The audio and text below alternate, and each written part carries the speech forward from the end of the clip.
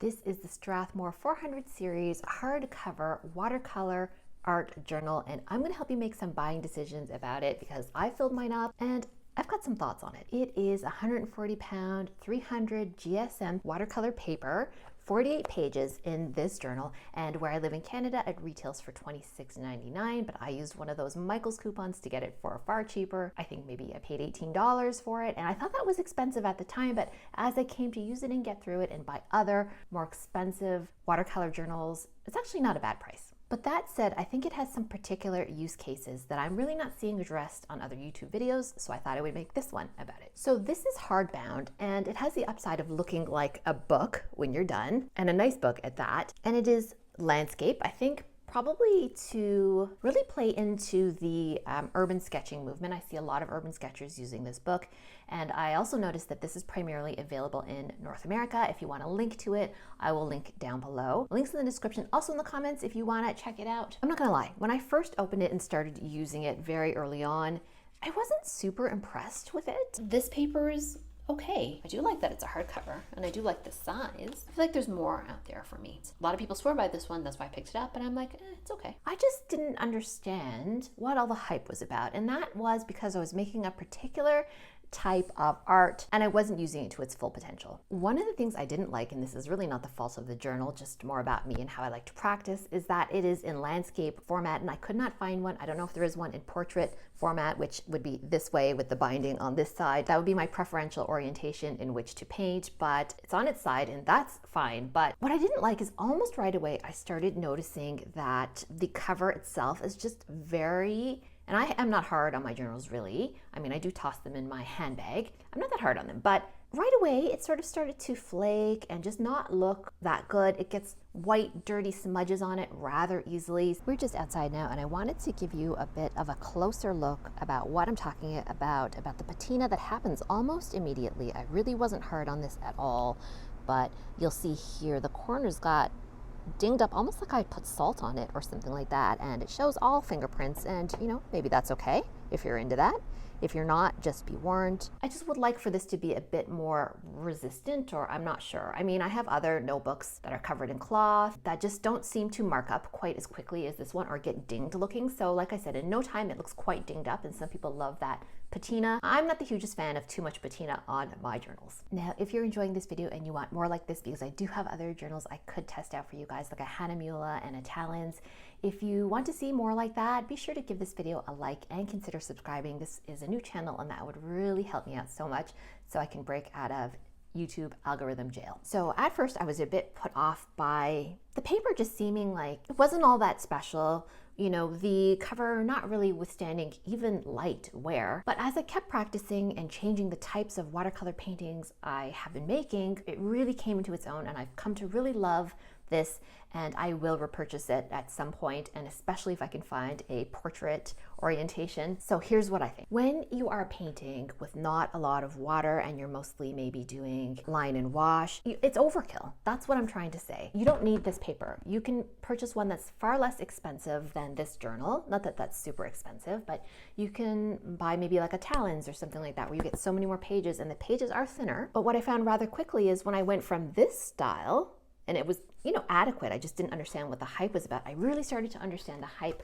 when I started painting much wetter, much looser, with much more water, which is further on in the journey here. So this is an example of an urban sketch that I did, and it did suck up the water really well. It does play nice with quite a bit of water, but again, I could have probably gone with a lighter weight, less expensive journal. It didn't have to be this one, but fast forward to the future, when I started experimenting with watery, much more loose styles like this one. These are tutorials from Marwin, both of these, and I will put a link up to her content below. If you want to make these popsicles, or if you want to make these strawberries, go ahead and follow her. She's such a great creator here on YouTube. It really started to come into its own when I was using just a lot more water. I also noticed that you can paint the background and it just holds up really nicely. It doesn't get that wavy, all things considered. When I needed more water, and when I needed to even to mix paint on the actual page, that's where this really started to shine. The other place that it started to shine was if I made something I didn't like, You can cover it up pretty handily with gouache, wait for it to dry and go over it, and it kind of works a charm because it's so thick. I don't remember what I had painted underneath this, but I hated it. So I went over with gouache, then I went over with blue, and then more gouache on the top, and it handles it like a champ. I don't even think the page got all that wavy, all things considered, considering how much water and how many layers are on top of it. So if you're someone who paints with a lot of water, or you watercolor paint and you love to paint loose, or you like to mix pigments on the actual page rather than on your palette, this is an excellent journal for all of those things. This, for example, was so wet, and it just took the extra water, the extra pigment so well. Again, from Onmar Win. They look really nice. I don't know how well you can tell here. It sinks in right away. There's a slight grain on this. This is cold pressed paper. I'm not sure if it's got a lot of cotton in it. It's actually quite hard to find the composition of the paper. Even on Strathmore's website, they don't come out and say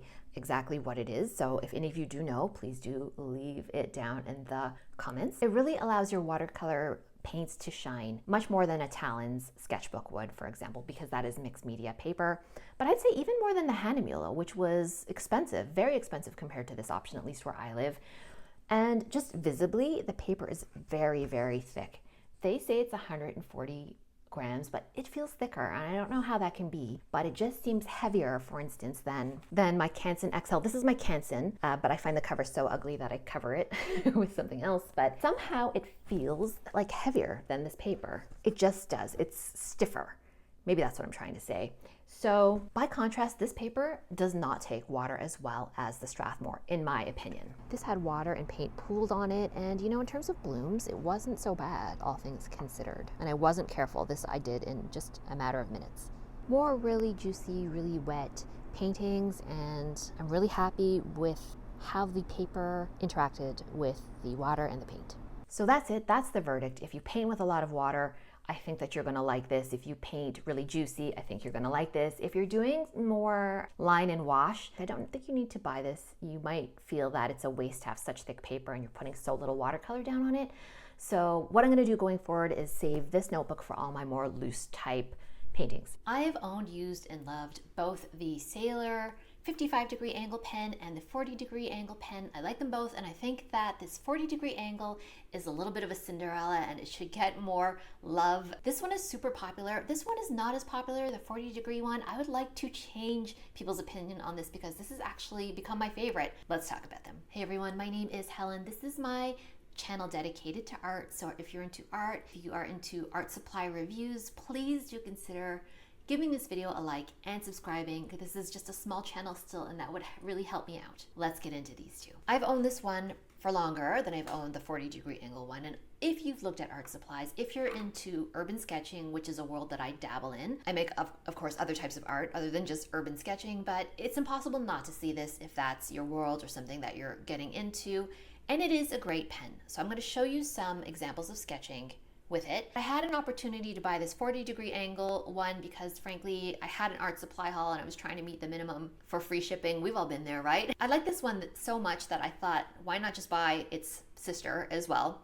And I started to really enjoy this one. So first of all, let's talk about the differences between them. The 55-degree and the 40-degree refer to the angle of the nib. The angle of this green one, and by the way, the bodies are not the color of the ink or anything like that. If you're used to just like other pens in the world, you might think that this has green ink and this has brown ink. It's not that way. This is the popular 55-degree angle one. It has a green body. That's just the color of it. And it makes a lot of line width variation. So you can get quite nice thick lines with this one. And so I was perfectly satisfied with that for the longest time until I started trying the 40-degree angle one. And this has now become my favorite pen. I'm sure you've seen other people demo this pen, so I will keep the demoing of it relatively short, but I will show you something that I was drawing or doodling. And so this is what the 55-degree angle pen looked like. Here's some doodles, and you'll see that the lines are considerably thicker, right, than you would expect from most fine liners. You just get a line thickness, and you can go thin as well by either tilting your hand more upwards or even turning it around.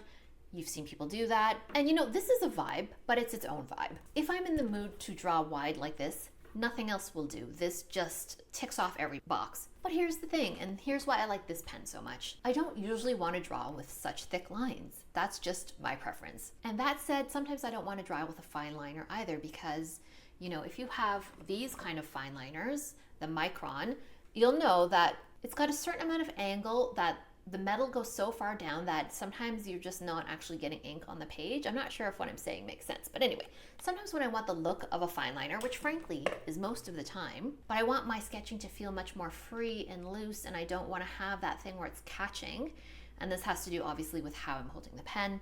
I love to reach for this 40-degree angle sailor pen. And here's an example. You'll see the line width is just so much more uniform. They're priced the same. They both take the same ink cartridges, which is cool. And I'm just glad to have both of them, to be honest. Like, they both have a place in my art practice, but I rarely see anybody talking. People don't talk this one up that much, and I think that that is a bit of an oversight. It's great, and they're affordable, and like I said, same ink cartridge, so I want to talk about that for a second. The thing about me is I don't want to own a bottle of platinum carbon black ink. For a lot of people, they love it. This is part of buying art supplies. They have a real joy and delight in filling up ink and having so much ink on hand. As I said, I dabble in urban art, so it's not like I'm making tons all the time. I don't want a whole bottle of ink. I don't want the refillable ink cartridge necessarily. I don't even know if I'm gonna like these in 2 years from now. I do love these. I know that that's probably a relatively small investment, but you know, I live in Canada. Prices are a bit higher. Once you buy this, once you add an ink converter for both of these, you're looking at around $50 plus tax, I think. I wanted to find a more affordable solution that had, importantly, permanent ink, because in urban sketching and a lot of different types of artwork, watercolor, you might wanna put your ink down first, let it dry, and then watercolor on top of it. This is a pretty common practice. I wanted to be able to do that. So I was thinking, does Sailor make cartridges that are maybe just waterproof black ink? That would be perfect, because I don't really want to buy the converter. I have heard with the Sailor, their converters are a little bit imperfect. Well, guess what? I haven't heard anybody talk about this either, so I definitely wanted to mention it. I will put a link down to this product down below if I can find one. But for under $10, you can get these little Sailor ink cartridges. But you have to get the ones that say Kiwa Guru here on the bottom, as this one does. And for under $10, there's 12 of them in there. That's great.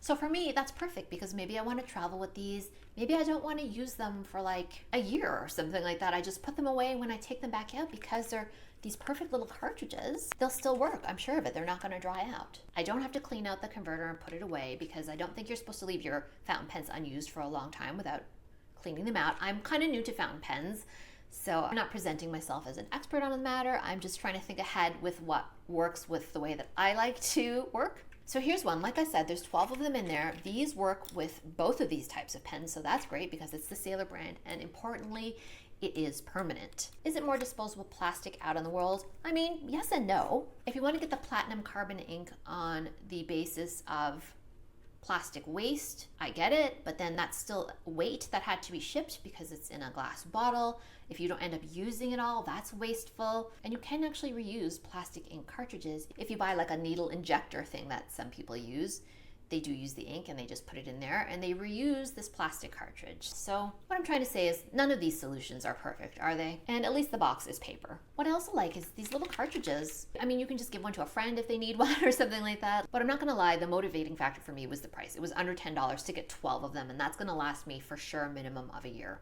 If I did buy the ink and I want to switch different ink colors, I'm gonna end up with 4 bottles of different inks and I'm never gonna use them all up.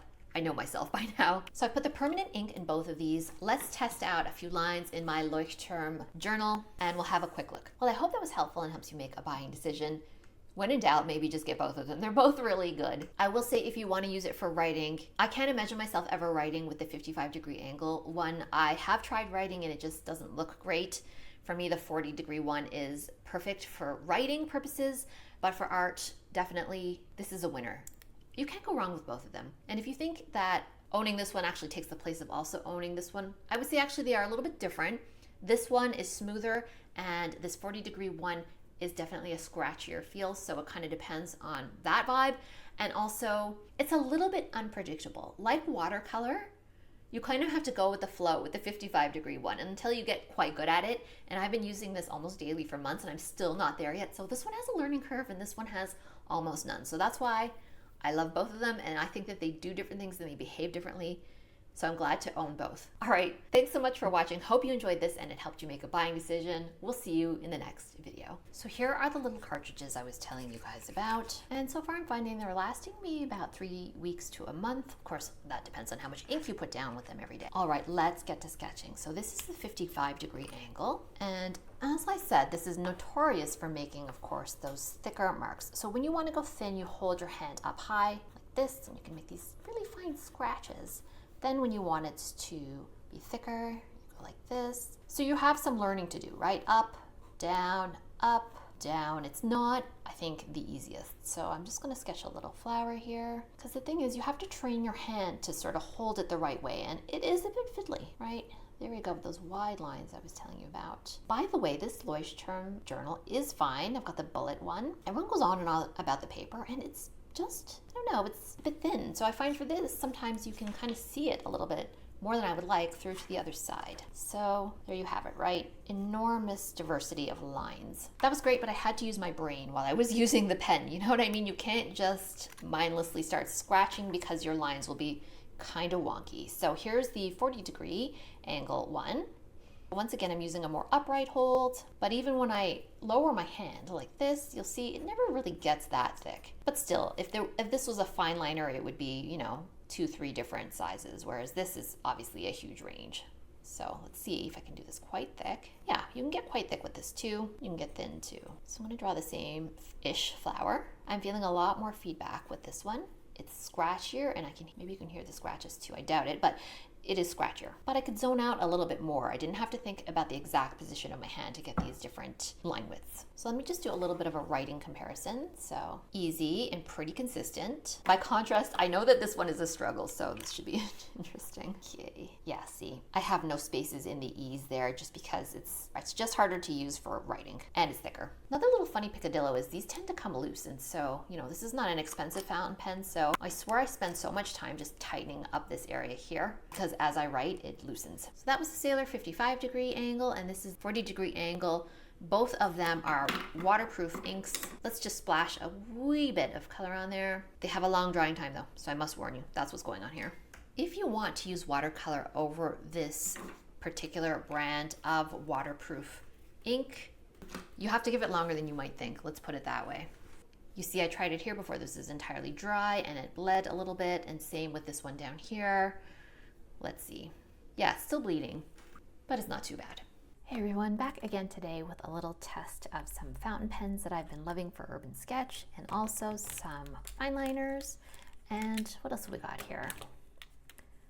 Just some other little pens that I've been using and collecting over the past 6 months or so. So I always like to start out talking about these Sailor Fude de Manin pens because they're just so much fun and they're affordable. They're great fountain pens for beginners. I have a full-length video comparing the two of these because they are different types of nibs. So go ahead and check that out. I'll add it to the end of this video if I remember to do so. So this one with the green body is the one everybody knows, everybody loves.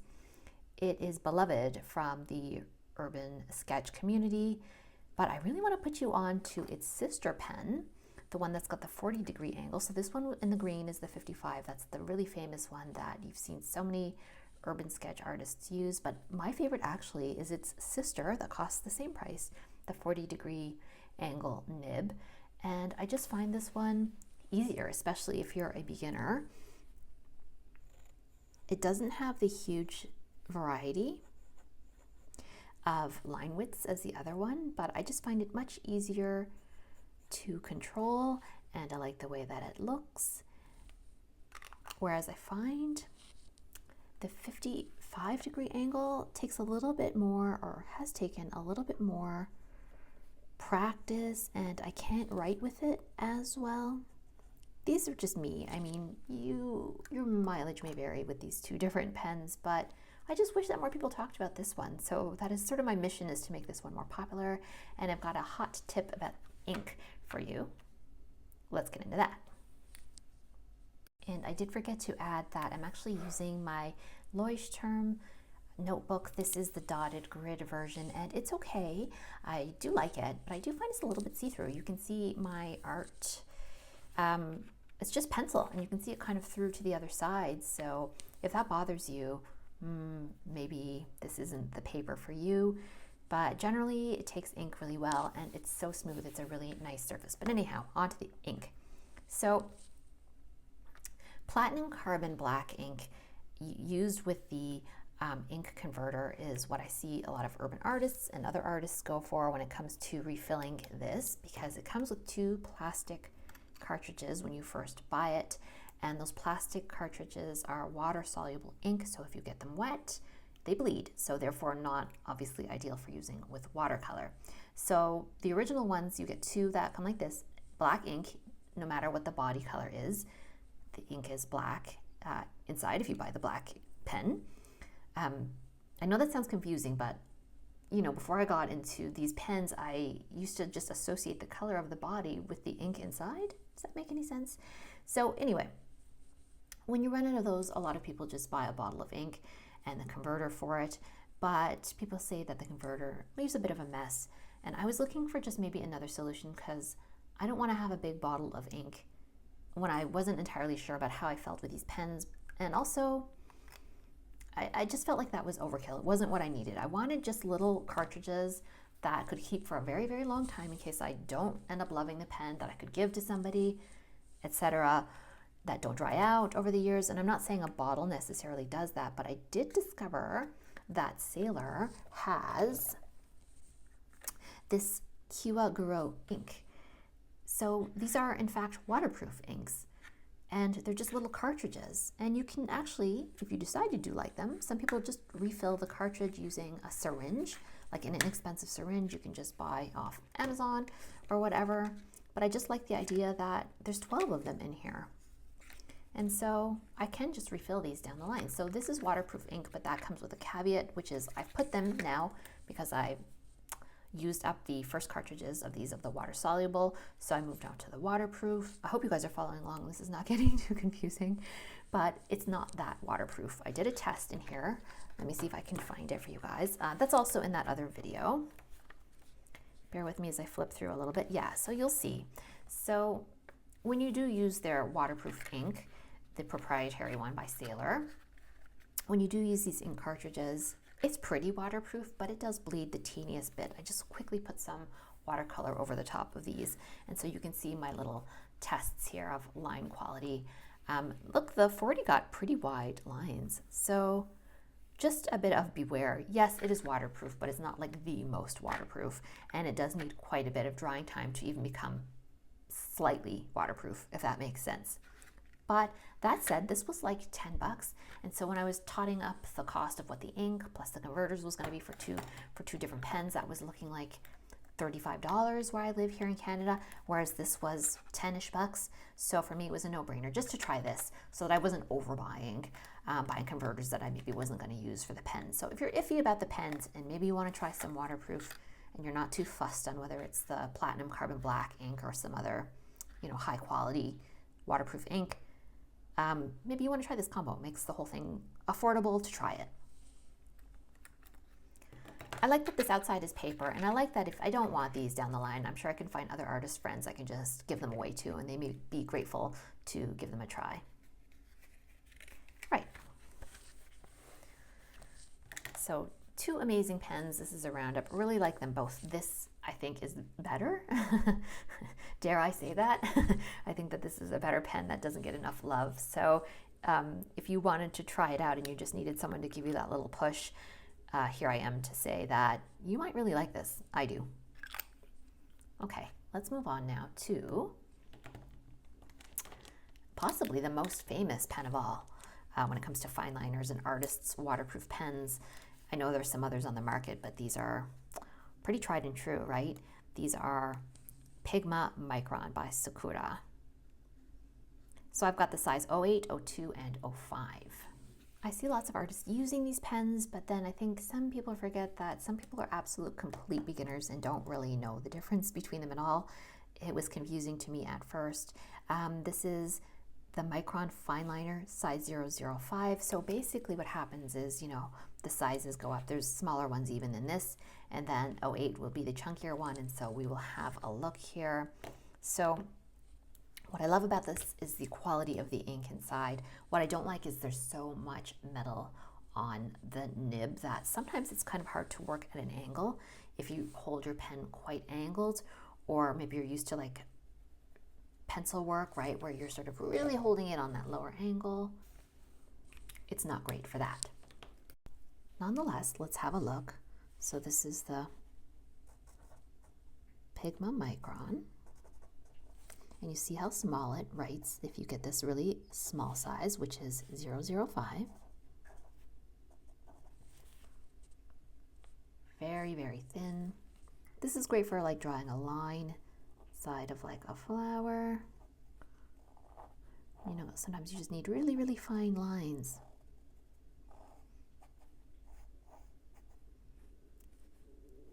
Let's draw one here like that. I'm going to move on now to the Pigma Micron 02. And so I find with these three sizes, I'm pretty well covered with the kind of stuff that I like to draw. You know, it may vary for you, but this was a 3-pack that gave me a pretty broad variety of sizes. So here's the 02.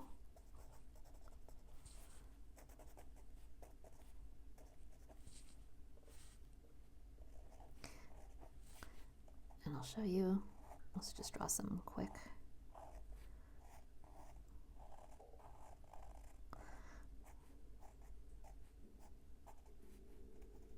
Right.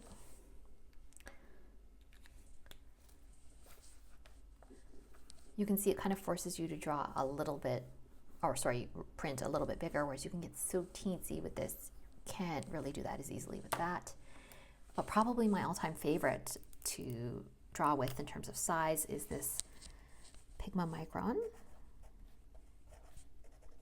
because I do like a slightly bolder line. This is the 08. This is probably my platonic ideal.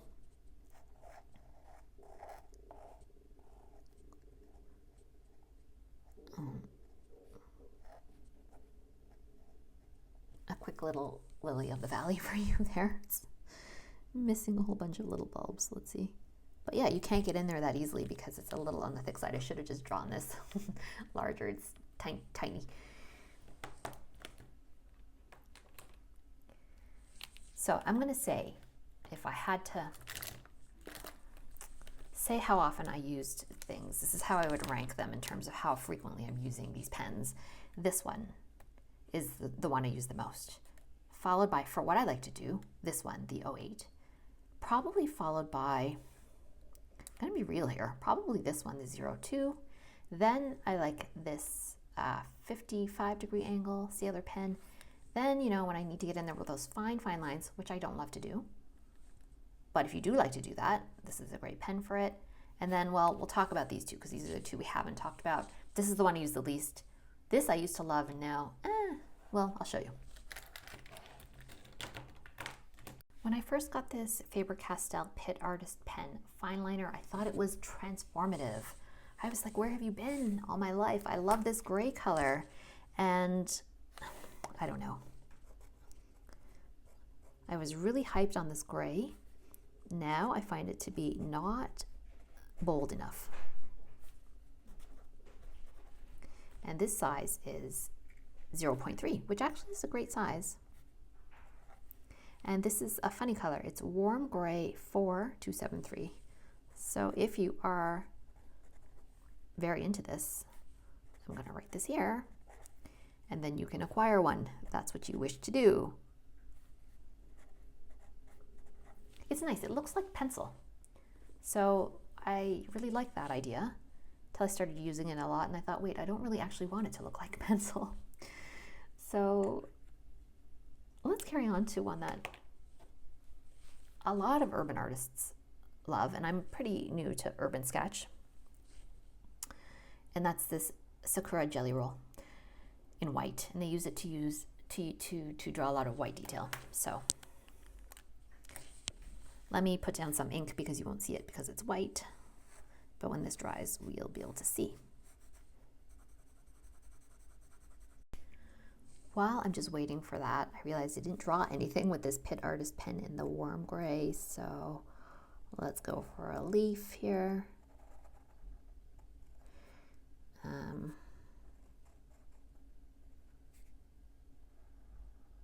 It's a nice gray. I don't know. It's fine. It's fine. It's much like the Micron though. It just has a different hand feel. This one has a sort of, well, it doesn't feel as nice. It doesn't feel as smooth. This one feels like it's a harder plastic. One thing I don't like about these Microns, not to harp on them, but they are very, very good. But what I don't like is the caps never settle quite properly on them. So I often find I'm just having this one in hand or putting it down somewhere and I can't find it. It doesn't post that well.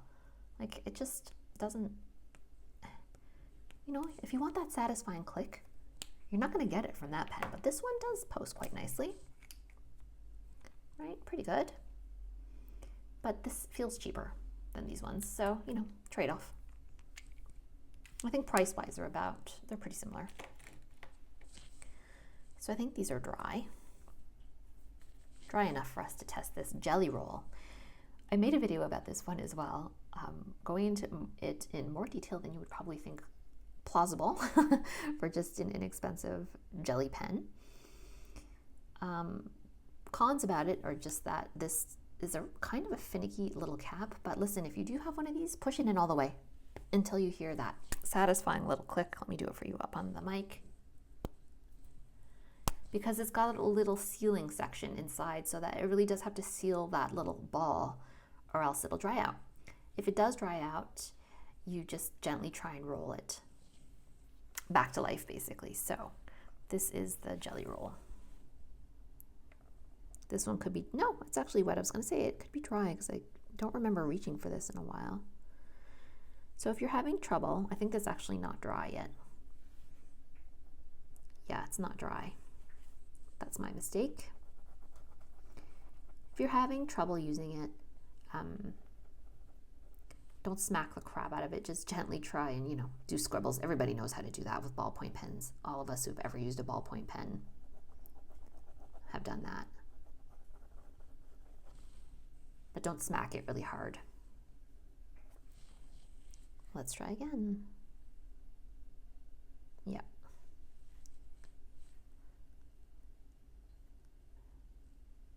Isn't Jelly Roll the cutest name?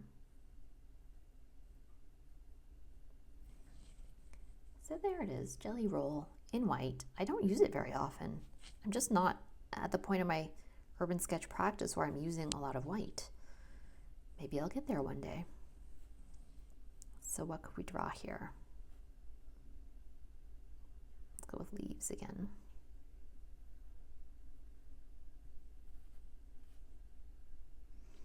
Yeah, it can be finicky. The secret is the less that it's working, the lighter you should press.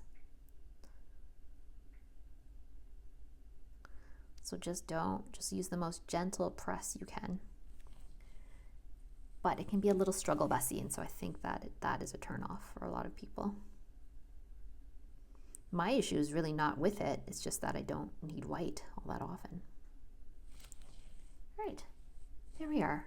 It almost has a chalky look, as if I were writing chalk on a blackboard. Yeah, and the more I'm doing, the more I'm taking it away. Yeah, so it had ink on it, guys, so that's just me because I'm impatient to get this demo done. Yeah.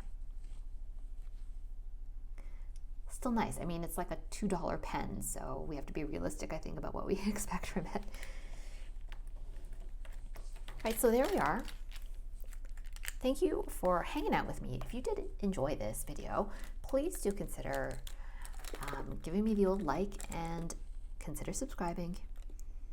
I'll do another one of these. If you enjoyed this, hopefully you found it relaxing. We'll see you in the next video. Bye.